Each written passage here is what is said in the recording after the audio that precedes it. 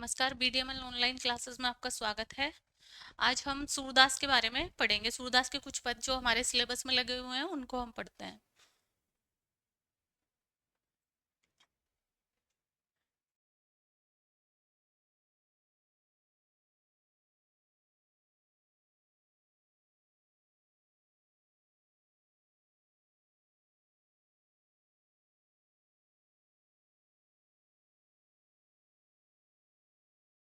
देखिए, कल मैं आपको अष्टछाप मंडल के कुछ कवियों के बारे में बता रही थी। तो अष्टछाप के जो 8 कवि हैं उनमें पहला है सूरदास, कुंभनदास,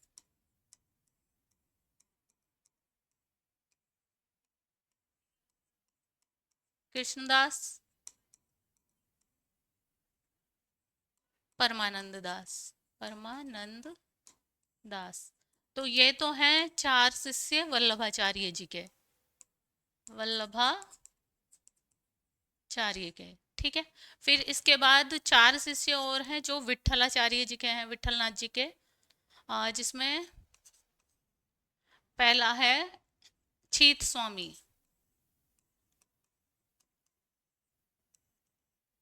नंददास,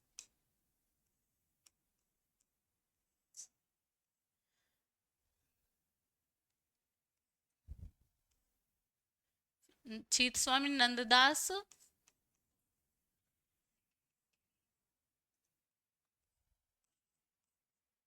ठीक है। ये वल्लभाचार्य के हैं। गोपाल दास। ठीक है। इस तरह से ये इनके अष्टछाप मंडल के कवि हैं।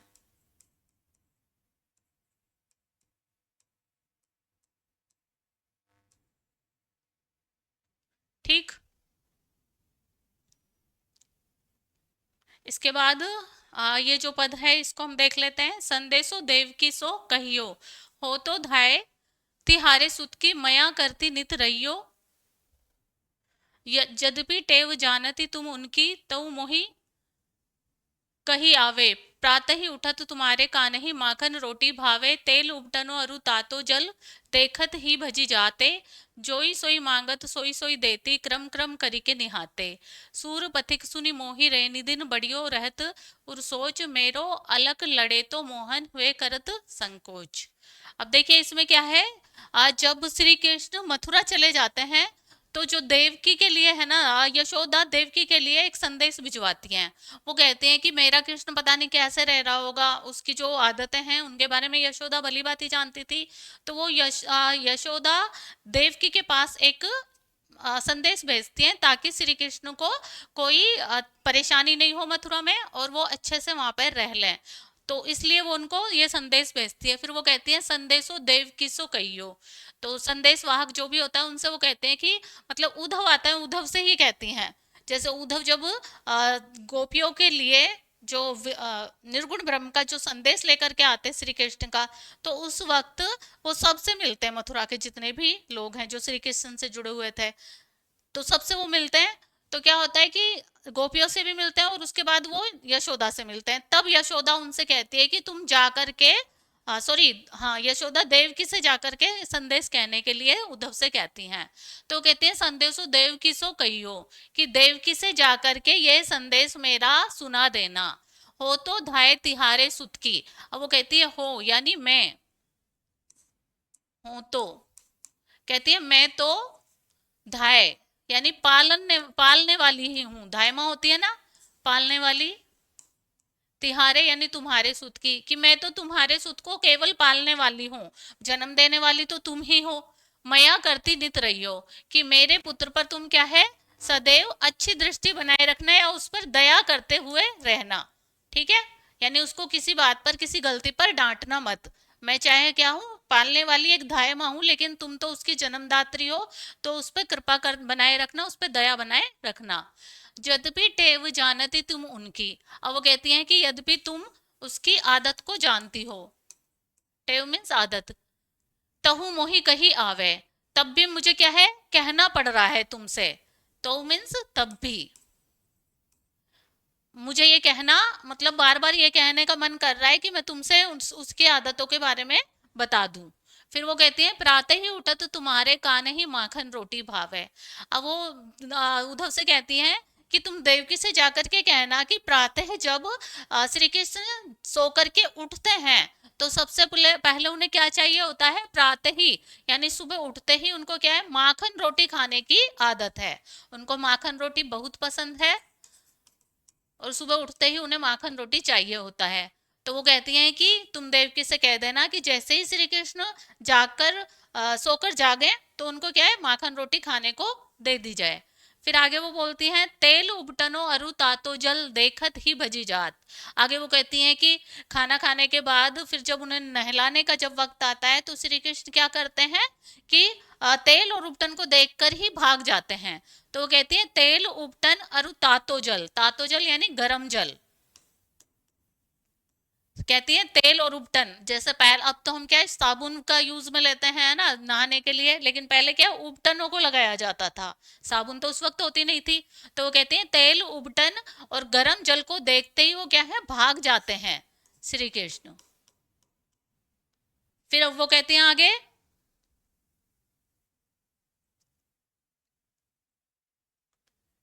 जोई जोई मांगत सोई सोई देती क्रम क्रम करी के नहात।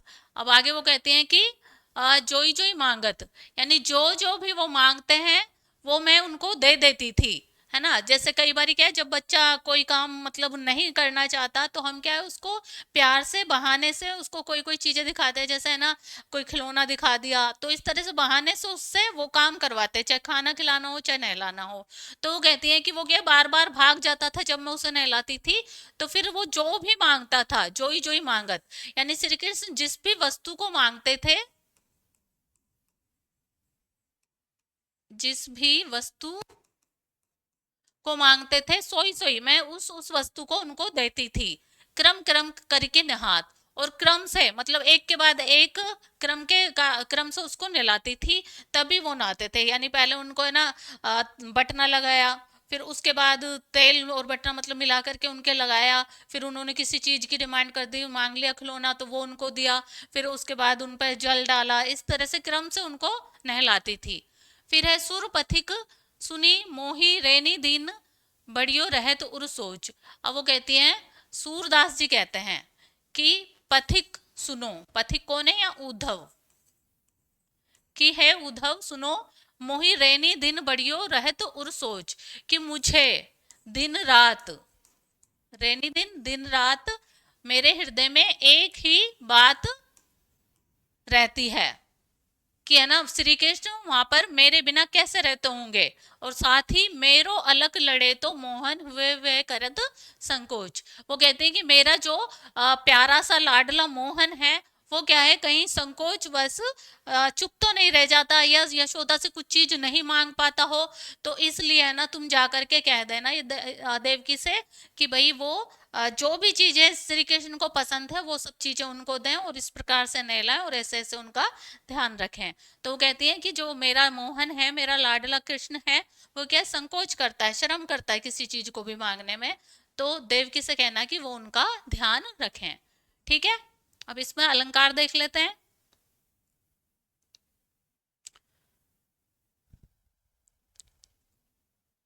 देखो कहियो रहियो, अंत्यानुप्रास अलंकार आवे भावे जाते नहाते, अंत में क्या सिमिलर वर्ड है इसलिए इसमें क्या है, अंत्यानुप्रास अलंकार है।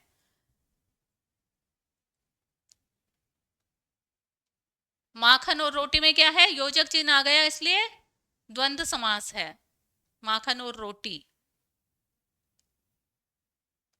जोई जोई में पुनरुक्ति प्रकाश अलंकार है, सोई सोई में भी पुनरुक्ति प्रकाश अलंकार है, क्रम क्रम में भी, और यहाँ क्रम क्रम में अनुप्रास अलंकार भी हो जाएगा क्योंकि क वर्ण की 3 बार आवृत्ति आ चुकी है। ठीक है, फिर नेक्स्ट है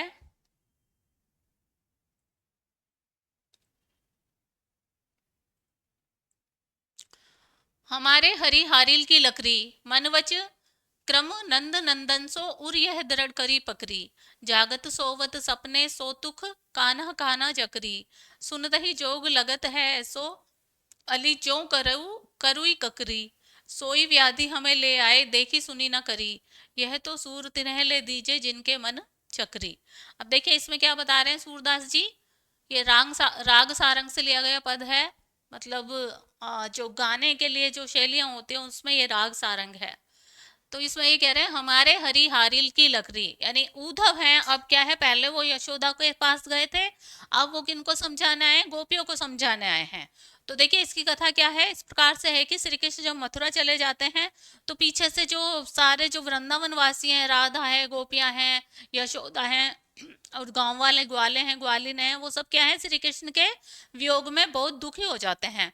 तो फिर क्या होता है कि श्री कृष्ण फिर उद्धव को भेजते हैं, और साथ ही वो क्या करना चाहते हैं, जो प्रेम है उसको सर्वोच्च है प्रेम, इसके बारे में सबको बताना चाहते हैं। और जो उद्धव है वो निर्गुण ब्रह्म को मानने वाले थे, साथ ही उद्धव क्या है, श्री कृष्ण के बिल्कुल सिमिलर थे, बिल्कुल देखने में श्री कृष्ण जैसे ही थे। तो फिर उन्होंने इसलिए उद्धव को वृंदावन या ब्रज भेजा था। और साथ ही है ना, उनको उद्धव का घमंड था, उद्धव को निर्गुण भक्ति का, तो उसको उस घमंड को भी वो क्या है, खत्म करना चाहते थे। क्योंकि जो उद्धव थे वो निर्गुण ब्रह्म को मानने वाले थे, वो प्रेम को नहीं मानते थे, और श्री कृष्ण प्रेम को ही सर्वोच्च मनवाना चाहते थे उनके द्वारा। तो तब वो उनको वहां भेजते हैं। तो फिर वो क्या है, अब गोपियों के पास आ गए हैं, गोपियों को ये बताने कि निर्गुण जो ब्रह्म है उसकी उपासना करो आप, और जो प्रेम है ये कुछ भी नहीं होता। तो वो इस तरह से उनको संदेश देने आए हैं, बताने आए हैं निर्गुण ब्रह्म के बारे में। तो फिर गोपियां उनसे आगे बोलती हैं कि हमारे हरि हारिल की लकड़ी, मनवच क्रम नंद नंदन सो और यह दृढ़ करी पकड़ी। वो उद्धव से कहती कि है उद्धव, हमारे लिए जो हरि हैं, श्री कृष्ण हैं, वो कैसे हैं, हारिल पक्षी की लकड़ी के समान है, हारिन की लकड़ी। अब देखिए हारिल एक पक्षी होता है, वो क्या करता है, अपने पंजों में एक लकड़ी का एक तिनका सा होता है, तो उसको पकड़ के वो रखता है हमेशा, है ना, उसको कभी भी नहीं छोड़ता, वो उस लकड़ी से इतना प्रेम करता है। तो गोपियां स्वयं की तुलना किससे, हारिल पक्षी से करते हुए कहते हैं कि हमारे लिए जो श्री कृष्ण है, जिस प्रकार से हारिल पक्षी के लिए उसकी लकड़ी जो होती है पैरों में पकड़ी हुई, वो सबसे ज्यादा मोस्ट होती है, इंपॉर्टेंस वो रखती है, उसी प्रकार से श्री कृष्ण भी हमारे हृदय के लिए क्या है, बहुत ज्यादा महत्वपूर्ण है। ठीक है। फिर है मन वच क्रम नंद नंदन सो उर्य दृढ़ करी पकड़ी। अब ये कह रहे हैं कि मन से, वचन से और कर्म से, मन वचन और कर्म से नंद नंदन, यानी नंद के जो नंदन है, नंद के जो पुत्र हैं यानी श्री कृष्ण, सो उर यह दृढ़ करी पकड़ी, कि उनको नंद नंदन को यानी श्री कृष्ण को हमने हमारे हृदय में दृढ़ता से पकड़ा हुआ है। ठीक है, पकड़ी मीन्स पकड़ा हुआ है, या फिर हमारे हृदय ने श्री कृष्ण को अपने अंदर बसाया हुआ है, और वो भी कैसे, मन से, वचन से और कर्म से। हम सिर्फ क्या है, नंद नंदन यानी श्री कृष्ण को ही पूजते हैं, या उनकी ही आराधना करते हैं। ठीक है, जिस प्रकार से हारिल पक्षी अपनी लकड़ी को नहीं छोड़ता, उसी प्रकार हम भी श्री कृष्ण को नहीं छोड़ सकते। वो क्यों कह रही हैं ऐसा, क्योंकि उद्धव उनसे ये कहते हैं कि तुम प्रेम को छोड़ करके निर्गुण ब्रह्म की या निर्गुण ईश की उपासना करो। तब वो कहते हैं कि हमने तो मन वचन क्रम से किसको, श्री कृष्ण को ही अपने हृदय में बसाया हुआ है, हम उनका त्याग करके किसी और की आराधना नहीं कर सकती। आगे है जागत सोवत सपने है, सोतुक काना काना जकरी, सुनते ही जोग लागत है ऐसो अली जो करऊ ककरी। अब आगे वो कहती हैं कि जागते सोते और सपने में भी, सोतुक यानी कि हमारा जो हृदय है वो क्या करता है, एक ही जक लगाए रहता है या रट लगाए रहता है, किसकी, काना काना की। यानी कि हमें तो सोते हुए, जागते हुए या सपने में भी सिर्फ कान्हा कान्हा का ही नाम स्मरण रहता है, हम तो कान्हा का ही नाम रटा करती हैं। आगे वो कहते हैं सुनते ही जोग लगत ऐसो अली। अब वो कहते हैं कि अली, अली मीन्स क्या है, भंवरा। अब देखो मैंने अभी आपको बताया उद्धव, अब उद्धव के लिए वो अली कह रही है, क्यों कह रही है भंवरा, क्योंकि जो जैसे श्री कृष्ण कैसे थे, सांवले रंग के थे या काले रंग के थे, तो वैसे ही उद्धव बिल्कुल इनके जैसे थे। ठीक है। इनके लिए एक आता भी है दोहा कि सखा सखा कछु अंतर नाही, भरी भरी अंक लाही। यानी जब श्री कृष्ण पहली बार उद्धव से मिलते हैं उसके लिए है कि दोनों, मतलब ये बुआ के और मामा के बेटे होते हैं इस तरह से, तो भाई भी हुए साथ ही ये मित्र भी अच्छे होते हैं। तो जब ये दोनों आपस में भेंट करते हैं या मिलते हैं तो पता नहीं चलता कि कौन कृष्ण है कौन उद्धव है, तो ये बिल्कुल उनके जैसे थे। तो ये कहती हैं कि जिस प्रकार से श्री कृष्ण काले थे या सांवले रंग के थे और भंवरा भी काला होता है, तो उसी प्रकार से इन्होंने इनको भंवरा कहा है। तो ये कहती है कि सुनते ही जोग लगत ऐसो अली, कि है भंवरे या उद्धव, तुम्हारा ये जो जोग है या योग का जो संदेश तुम हमें दे रहे हो वो सुनने पर कैसा लगता है? सुनते ही जोग लगत ऐसो, यानी ये योग का संदेश सुनते ही हमें ऐसा लगता है जो करऊ ककरी, जैसे किसी ने हमें कड़वी ककड़ी खिला दी हो। कड़वी ककड़ी, ठीक है, कि है ना, आप जैसे ये योग संदेश हमें सुनाते हो तो हमें तो ऐसा लगता है जैसे किसी ने हमें कड़वी ककड़ी खिला दी हो। जिस प्रकार से हम कड़वी ककड़ी को निगल नहीं पाते, उसी प्रकार से ये जो योग के संदेश उद्धव उनको सुना रहे थे तो वो उनके हृदय में नहीं जा पा रहे थे। ओके बेटा, सभी को गुड आफ्टरनून। आगे है, सोई व्याधि हमें ले आए देखी सुनी ना करी। अब वो कहते हैं कि जो गोपियां हैं वो उद्धव से कहती हैं कि व्याधि मीन्स होता है बीमारी। वो कहती हैं कि तुम तो एक ऐसी व्याधि या ऐसी बीमारी हमारे लिए ले आए हो जिसके बारे में ना तो हमने कभी देखा है, ना ही ऐसी बीमारी के बारे में सुना है, और ना ही करी मीन्स ना ही इसका अनुभव करा है।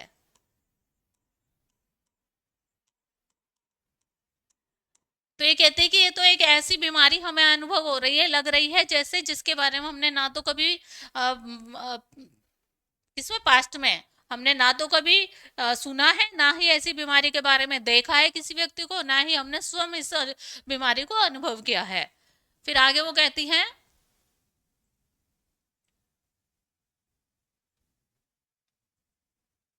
यह तो सूर तिन्हे ले दीजे जिनके मन चक्री।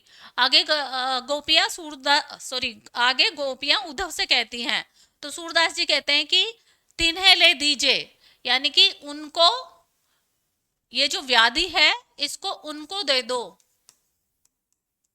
उनको ले दीजिए जिनके मन चक्री, यानी जिनके मन स्थिर नहीं रहते हैं, ये चक्री के समान घूमते रहते हैं, ऐसे लोगों को ये योग का संदेश तुम दो।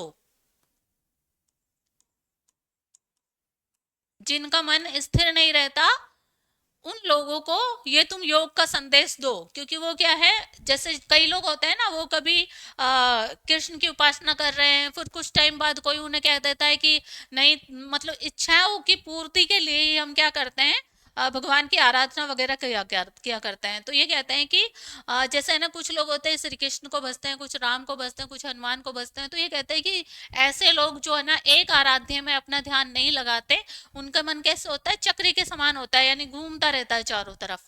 तो वो कहते हैं कि ये जो योग का संदेश तुम हमें सुनाने आए हो ना, तुम ये किनको दो, ऐसे उन लोगों को दो जिनके मन स्थिर नहीं रहते।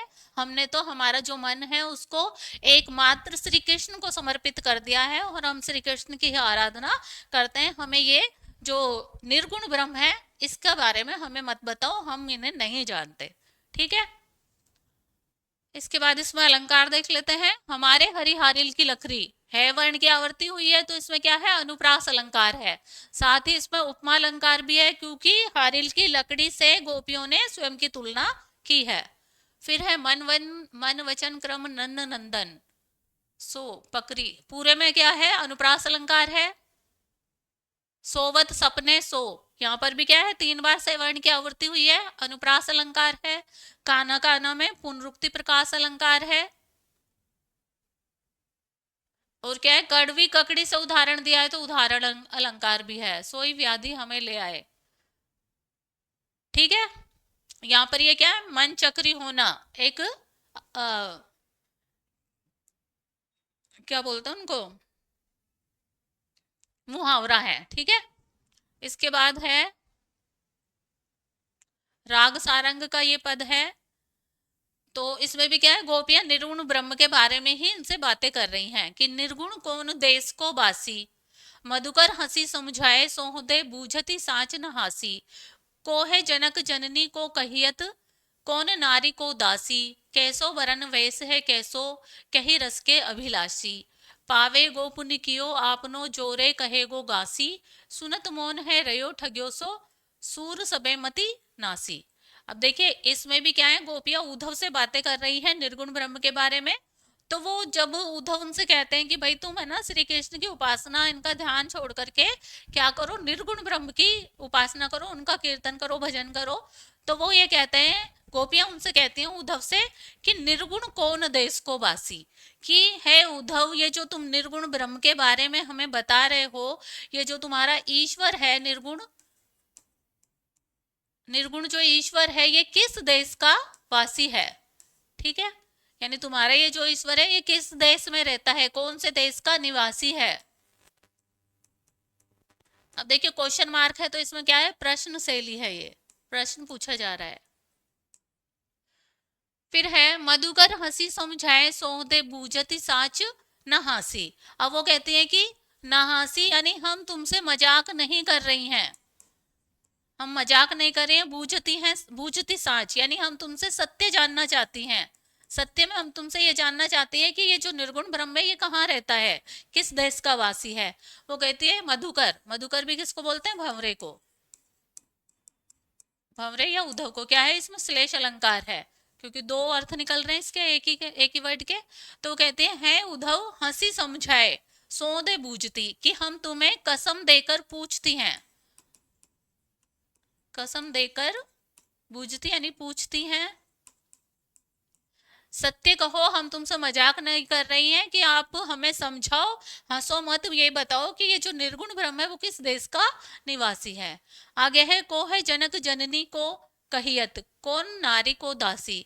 आगे वो कहती हैं कि ये जो निर्गुण ब्रह्म है इसके जनक यानी इसके पिता कौन है, को जननी को कहियत, कि हमें बताओ कि इनके पिता कौन है और इनकी माता कौन है, कौन नारी को दासी। आगे वो कहते हैं कि ये जो निर्गुण निर्गुण ब्रह्म है इनकी स्त्री कौन है, इनकी पत्नी कौन है और कौन इनकी दासी है।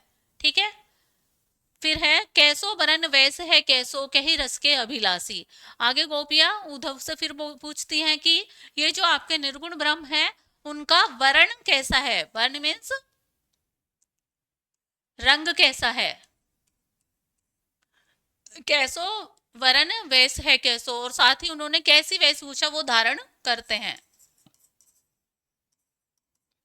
कैसी वेशभूषा वो धारण करते हैं, कैसो कही कही रस के अभिलाषी, और साथ ही उन्हें कौन सा रस प्रिय है। अभिलाषी यानी कौन से रस की इच्छा करने वाले हैं या कौन सा रस उनको प्रिय है, करने वाले या कौन सा रस उनको प्रिय है।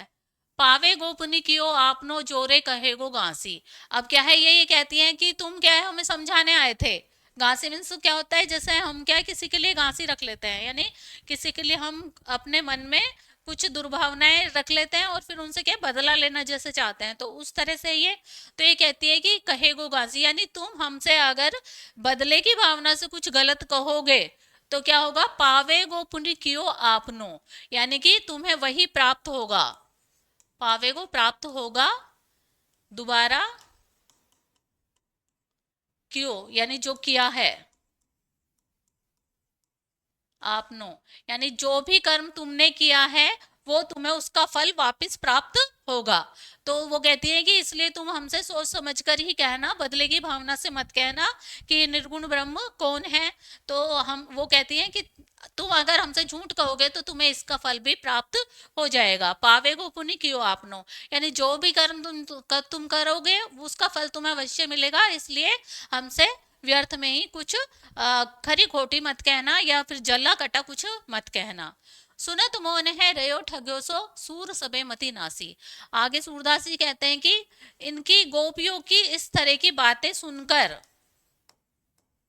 मौन है रहियो, यानी मौन मीन्स चुप रह जाते हैं, कौन, उद्धव, चुप है रहियो ठग्यो सो सूर सूर सबे मति नासी। और क्या है सूरदास जी कहते हैं कि जो उद्धव है गोपियों की इस तरह की बातें सुन करके ठगे से चुप रह जाते हैं, यानी कुछ बोल ही नहीं पाते और ऐसा लगता है जैसे उनकी सब मति यानी बुद्धि का नाश हो चुका है। उन्हें अपने क्या है, निर्गुण ब्रह्म पर, विद्या पर उन्हें क्या था, घमंड था। तो वो क्या है, गोपियों की बातों को सुनकर ऐसा लगता है जैसे उनकी जो बुद्धि है, जितना भी उन्हें ज्ञान है, उस सबका क्या है, नाश हो गया है, या वो बुद्धि उनकी, उनका ज्ञान जो है खत्म हो चुका है। ठीक है। इसके बाद अलंकार इसमें देखते हैं।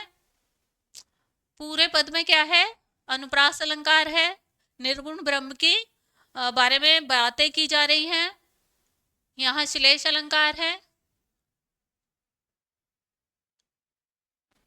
अनुप्रास अलंकार सवर्ण की आवृत्ति हुई है।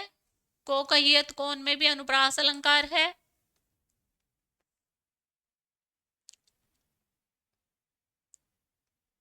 ठीक है, अनुप्रास और श्लेष अलंकार है यहाँ।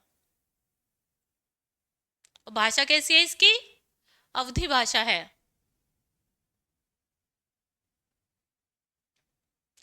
अब देखिए ये नेक्स्ट पद है इसका, ये किससे लिया गया है, भ्रमर गीत सार से लिया गया है। तो फिर नेक्स्ट में बताते हैं, बिन गोपल बैरनी भई कुंजे, तब ये लता लागती अति शीतल, अब भई विषम ज्वाल की पुंजे।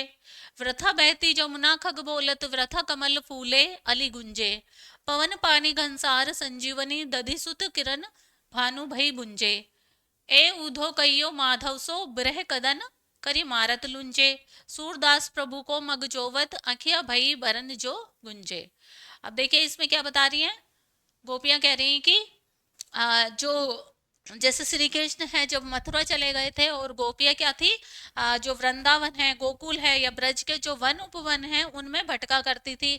और उनमें उन जगह पर, जिन जगह पर वो श्री कृष्ण से मिली थी कभी, तो उन्हीं जगह पर या उन्हीं स्थानों पर जाकर के वो श्री कृष्ण की यादों को देख करके या सुन करके, जैसे आपस में वो बातें गोपियां करती थी, तो देख सुनकर और स्मरण करके रोती रहती थी। ठीक है, तो उसी के बारे में इसमें बताया गया है कि बिन गोपाल बैरिनी भई बुंजे कुंजे। तो वो कह रही हैं कि बिना गोपाल के, यानी बिना श्री कृष्ण के, बैरिन मीन्स शत्रु, भई यानी हो गई हैं, कुंजे मीन्स उपवन या फिर वो बगीचा, और बगीचे में जो जितनी भी बेल हैं या पेड़ पौधे हैं वो सब उनके लिए आया है। तो ये कह रही है कि श्री कृष्ण के बिना ये जो उपवन है, ये जो बगीचे हैं, वो सब क्या है, हमारे शत्रु बन गए हैं।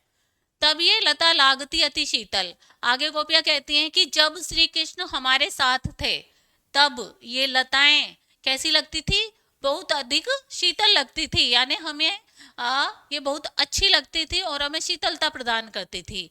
अब भाई विषम ज्वाल के पुंजे। अब वे कह रही हैं कि अब जब श्री कृष्ण मथुरा चले गए हैं, हमारे साथ नहीं है, तो अब ये जो कुंजे हैं या जो लताएं हैं, वो कैसी हो गई हैं, भाई मीन्स हो गई विषम ज्वाल, यानी भीषण अग्नि की ज्वालाएं बन चुकी हैं। विषम मीन्स भीषण, अग्नि की ज्वालाएं बन चुकी है और हमें क्या कर रही हैं, जला रही हैं। तो ये कहती हैं कि ये जो लताएं कभी श्री कृष्ण के यहाँ होने पर हमें शीतलता प्रदान करती थी, आज श्री कृष्ण हमारे साथ नहीं है, तो ये ही लताएं और ये उपवन, ये हमें क्या है, जला रहे हैं, भीषण अग्नि की तरह हमें प्रतीत हो रहे हैं। वृथा बहती जमुना खग बोलत, वृथा कमल फूले अली गुंजे। आगे ये कहती हैं कि ये जो प्रकृति है, वो भी ऐसा लग रहा है कि प्रकृति क्या कर रही है, व्यर्थ में ही अपने कार्य कर रही है, इनको ऐसा प्रतीत हो रहा है। तो ये कहते हैं कि वृथा यानी व्यर्थ में ही कौन बह रहा है, यमुना। वृथा बहती यमुना, जमुना खग बोलत, कि कह रहे हैं कि व्यर्थ में ही तो ये यमुना नदी बह रही है, और व्यर्थ में ही क्या है, खग यानी पक्षी बोल रहे हैं। वृथा कमल फूले, अब व्यर्थ में ही क्या कह रही है कि शायद ये जो कमल है वो भी हमें श्री कृष्ण के बिना ऐसे लग रहे हैं कि व्यर्थ में ही खिले हुए हैं, अली गुंजे। और इन कमल के फूलों पर जो भंवरे हैं, वो व्यर्थ में ही क्या कर रहे हैं, गुंजार कर रहे हैं या गूंज रहे हैं। तो ये कह रही है कि ये जो प्रकृति है, यानी फूलों का, कमल के फूलों का खिलना, भंवरे का गुंजार करना, पक्षियों का बोलना, या नदी का कलकल बहना, ये सब श्री कृष्ण के बिना उनको कैसा लग रहा है, व्यर्थ का लग रहा है। आगे गोपियां कहते हैं पवन पानी घनसार संजीवनी दधिसुत किरण भानु भई पुंजे। आगे गोपियां कहते हैं कि जो हवा है, हवा कैसी होती है, हमें शीतलता प्रदान करती है, ठंडी हवा, ठंडी हवा। पानी, घनसार, कपूर, और संजीवनी क्या है, बूटी होती है जो संजीवनी, दधिसुत, चंद्रमा। अब ये कह रही है भानु मीन्स सूर्य, जला रही हैं। अब ये कह रही हैं इसमें गोपियां कि पवन पानी घनसार संजीवनी दधिसुत किरण भानु भई भुंजे, कि ठंडी हवा, जल, कपूर और जो संजीवनी तथा चंद्रमा की जो किरणें हैं, ये सब हमें क्या है, शीतलता प्रदान करती हैं। तो वो कह रही है कि ये सब भी कैसी कैसी हो गई है, सूर्य की किरणों के समान भीषण हो गई हैं और हमें ये जला रही हैं। यानी श्री कृष्ण के बिना जो गोपियों की स्थिति है वो बहुत ही बुरी हो चुकी है। जो वस्तुएं शीतलता प्रदान करती है वो वस्तुएं भी उन्हें अग्नि के समान दाहक प्रतीत होती हैं। नेक्स्ट है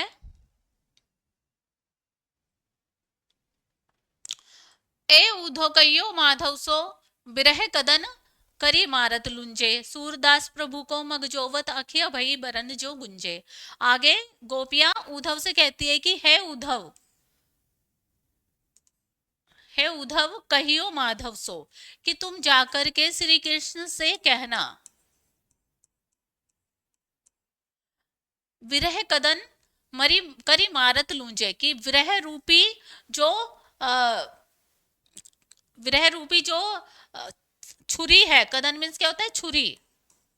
तो वो कहते हैं कि विरह रूपी जो छुरी है वो हमारे क्या कर रही है, वो हमें चोट पहुंचा रही है, मार रही है, और उसकी वजह से हम कैसे हो गए हैं, लुंजे। लुंजे मीन्स पंगु। तो वो कहते हैं विरह जो तुमसे बिछड़ने का, वो विरह रूपी जो छुरी है वो हमें मार रही है, हमारे शरीर को काट रही है, और उसकी वजह से हम क्या है, पंगु हो गई हैं, यानी चल भी नहीं पा रही हैं। फिर सूरदास प्रभु को मगजोवत अखिया भई बरन जो गुंजे। आगे सूरदास जी कहते हैं कि प्रभु को मगजोवत यानी श्री कृष्ण का मार्ग देखते देखते या उनकी बाट जोहते जोहते, श्री कृष्ण कि श्री कृष्ण का मार्ग देखते देखते हमारी जो आंखियां हैं वो कैसी हो गई हैं, बरन जो गूंजे, यानी कि जो गुंजे, गुंजे क्या होता है, एक लाल रंग का फूल होता है। तो ये कहती है जिस प्रकार गुंजा का जो फूल होता है लाल रंग का फूल, तो जैसे वो लाल होता है ना, तो वो कह रही है कि हम भी श्री कृष्ण का मार्ग देखते देखते जो हमारी आंखें हैं वो लाल रंग की हो चुकी हैं और गुंजे के फूल के समान लगती हैं। ठीक है, इसमें अलंकार देखते हैं। देखिए विरह कदन में क्या है, अपना रूपक अलंकार है, विरह रूपी छुरी, रूपक अलंकार।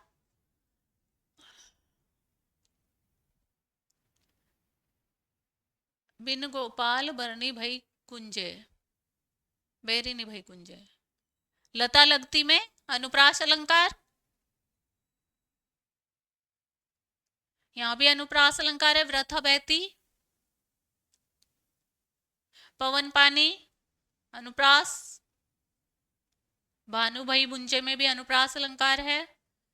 कदन करी अनुप्रास, पूरे पद में क्या है, अनुप्रास अलंकार है, विरह कदन में रूपक अलंकार है। ब्रज भाषा का प्रयोग किया गया है और क्या है, माधुर्य गुण के, हाँ माधुर्य गुण का इसमें प्रयोग किया गया है। नेक्स्ट है उर में माखन चोर गड़े, अब कैसहु निकसत नहीं, ऊधो तिरछे है जो अड़े, जदपि अहीर जसोदा नंदन तदपि न जात छड़े, वहां बने जदुवंश महाकुल हम ही न लगत बड़े, को वसुदेव देवकी है को ना जाने ओ बूझे, सूर श्याम सुंदर बिन देखे और न को सूझे। अब देखिए इसमें क्या बता रहे हैं, इसमें गोपियां,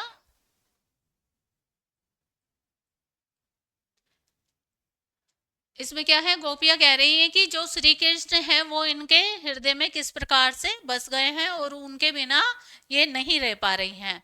तो ये उद्धव से कहते हैं कि उर में माखन चोर गड़े, कि है उद्धव हमारे हृदय में माखन चोर यानी श्री कृष्ण क्या है, बस चुके हैं। गड़े यानी बस चुके हैं।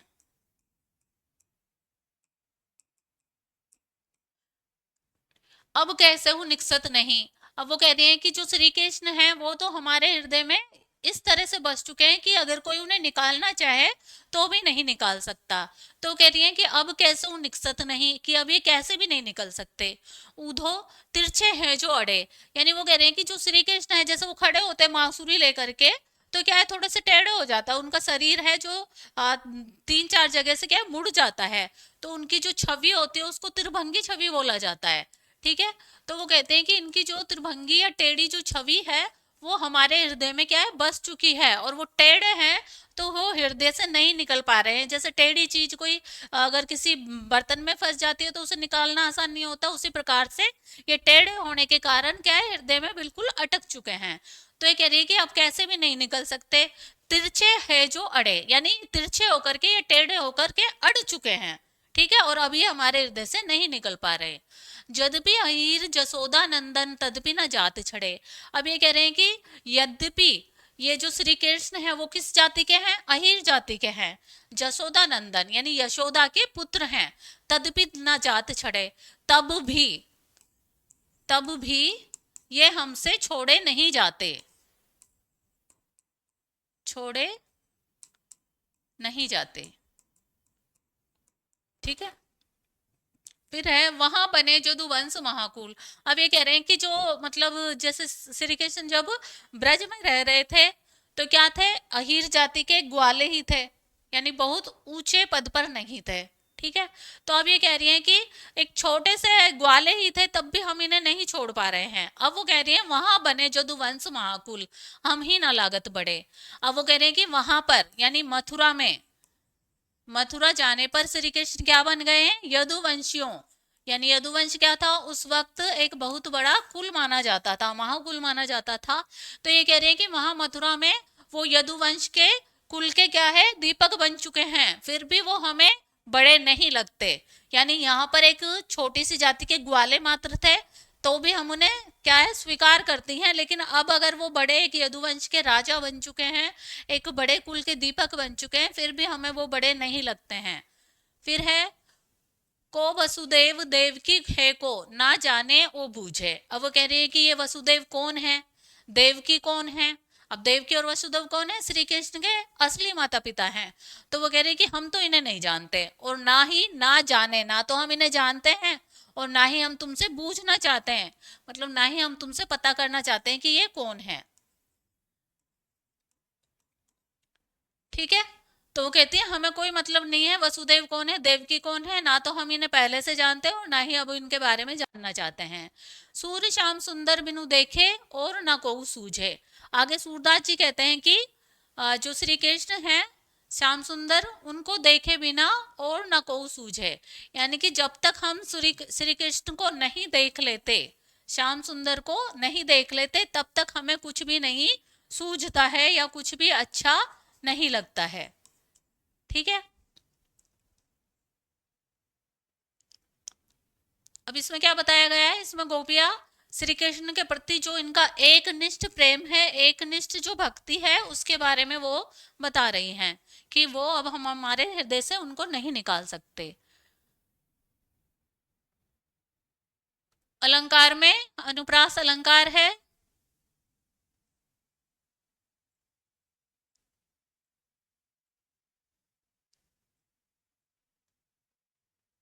ठीक है, पूरे पद में क्या है, अनुप्रास अलंकार है।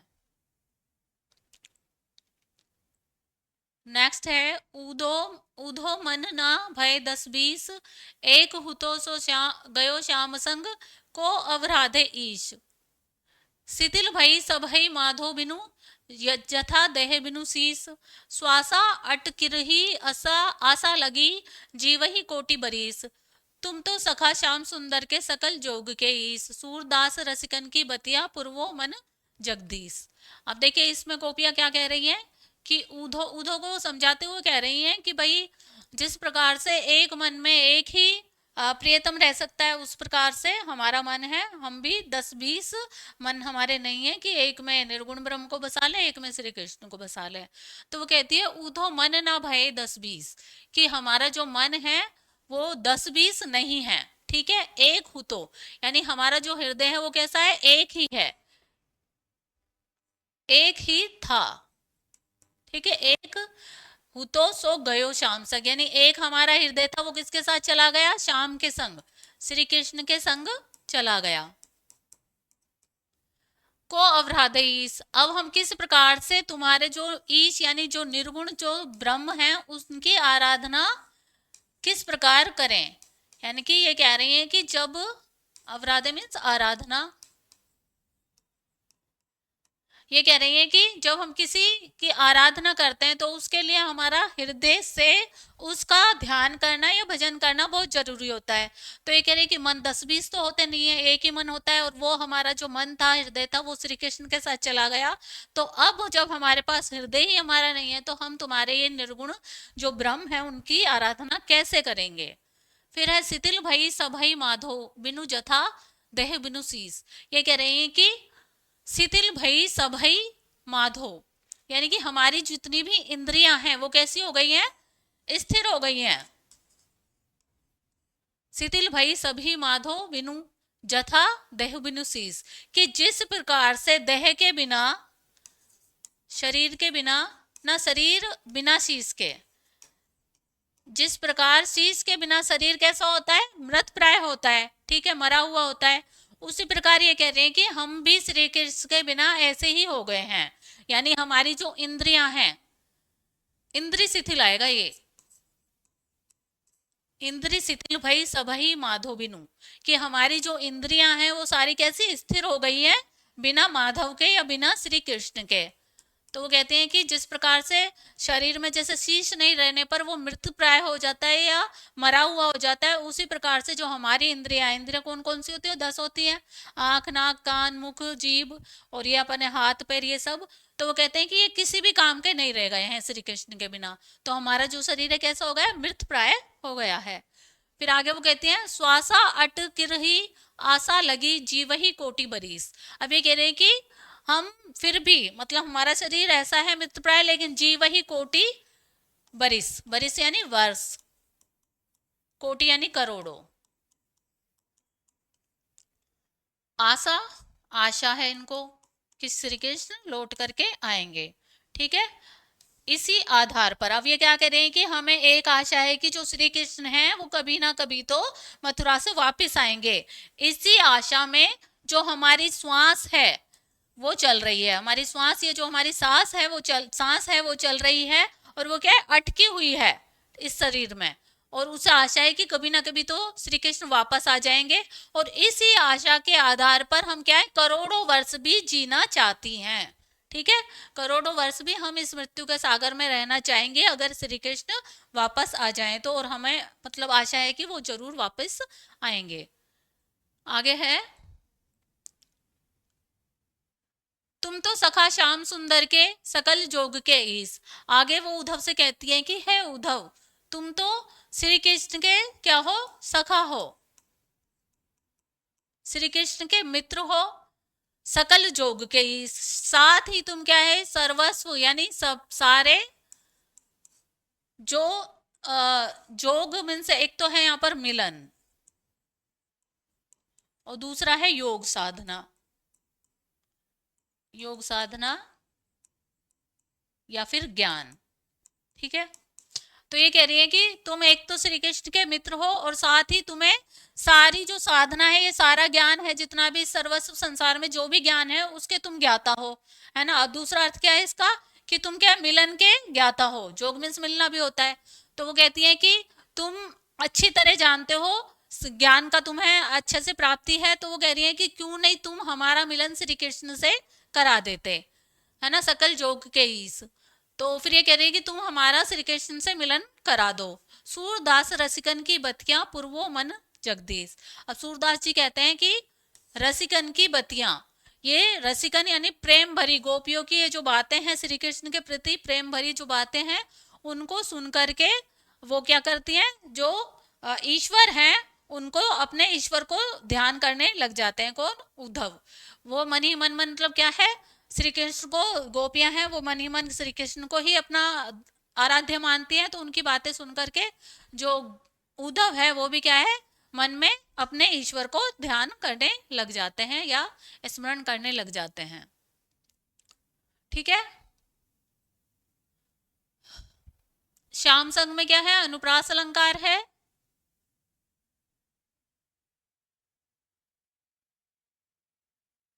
जथा आ गया है यहाँ, जैसे यानी कि उत्प्रेक्षा अलंकार है।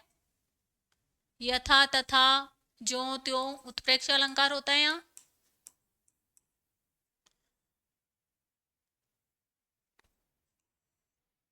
अनुप्रास अलंकार, सखा श्याम सुंदर में भी अनुप्रास अलंकार। ठीक है। इसके बाद नेक्स्ट पद है, ऊधो भली करी अब आए, विधि कुलाल कीन्हे काचे घट। ऊधो भली करी अब आए, विधि कुलाल काने कीचे कांचे घट। ते तुम आनी पकाए, रंग दीनी हो काने सांवरे, अंग अंग चित्र बनाए। याते घरे ना नैन नहते, अवधि अटा पर छाए। ब्रज करी अवाजोग ईंधन करी, सुरती आनी सुलगाए। फूंक उसास भ्रह प्रज रनी संग, ध्यान दरस से अराए। भरे संपूर्ण सकल प्रेम जल, छुअन न काहू पाए। राज काज ते कहे, सूर प्रभु नंद नंदन कर लाए। देखिए ये एक दो,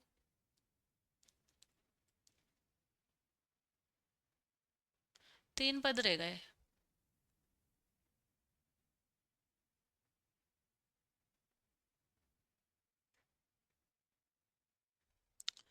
ठीक है, इसको है ना कल करेंगे, तीन पद रह गए हैं बस।